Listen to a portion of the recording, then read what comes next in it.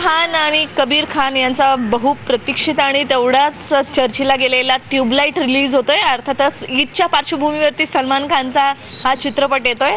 नेहमीप्रमाणे तो कुठला ना कुठला एक वेगळा सिनेमा ईदसाठी घेऊन येतो आणि आज शुक्रवारी हा सिनेमा रिलीज होतोय। आपण बोलूयात, त्याचे चाहते सगळे आलेले आहेत। खरं तर सकाळी 9चा शो आहे पुण्यातील कोथरूड सिटी प्राईडला।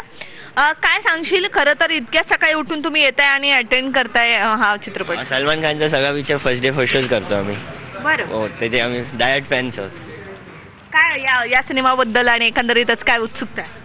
उत्सुकता म्हणजे आता भाईजानचा मूवी यायलाच पाहिजे आणि या टाइम्स त्यांनी ते कबीर खानने पण सांगितलं सलमान खानची ॲक्टिंग 10 टाइम्स चांगली झाली याच्यापेक्षा। खूप जास्त आता तिकीट्स पण खूप जास्त बुक झालेत लोकांचे आणि खूप लोक उत्सुकता आहेत की त्यांना यायचं त्या पिक्चरला, त्यामुळे लोकांना बघण्याची खूप इच्छा आहे। नेहमी येणारे जो सिनेमा आहे एकच म्हणजे लव्ह स्टोरीज आहे, काय नाही त्याच्यामध्ये चेंजेस होऊन येत आहे। याच्यातही लव्ह स्टोरी पण ती वेगळ्या पद्धतीने दाखवलेली आहे।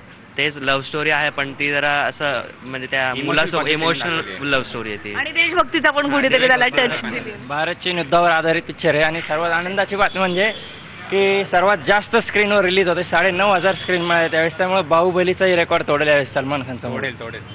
आणि ब्रदर्सला दाखवलंय भाईजान बाहुबलीला टक्कर देणार 100% देणार।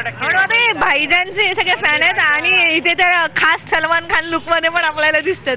असं काही नाही, नेहमीच अगदी तेरे नामपासूनच आम्हाला नेहमी एक्साइटमेंट असायची। सलमान खानच्या फर्स्ट डे फर्स्ट मूवी आम्ही नेहमीच बघतो आणि यावेळी जरा ॲक्शन मूवी सोडून जरा वेगळं काहीतरी सलमान खाननी केलेलं आहे, त्यामुळे आम्हाला ती जास्त एक्साइटमेंट आहे बघायला। इमोशनल टच जास्त दिसतं आणि सलमान फॅन्सला काही गरज नाही, त्याचा स्लाइड शो लावला मूवी फक्त फोटोजचा तरी आम्ही येऊ बघायला।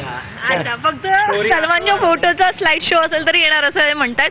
तुम्हाला नेमकं काय उत्सुकता होती? आणि एकंदरीतच खरं तर फिल्मची स्टोरी आहे ती फारच वेगळ्या बेसवरती आहे आणि वेगवेगळ्या टच आहे, म्हणजे दोन भावांचं पण त्याच्यामध्ये येत आहे, त्याचबरोबर भारत चीन युद्धाचं पण त्याच्यामध्ये येत आहे।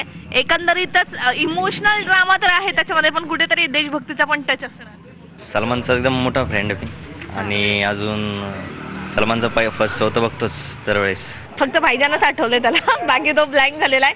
ठीक आहे, मग एकंदरीत सलमानला तुम्ही चीअरअप करा।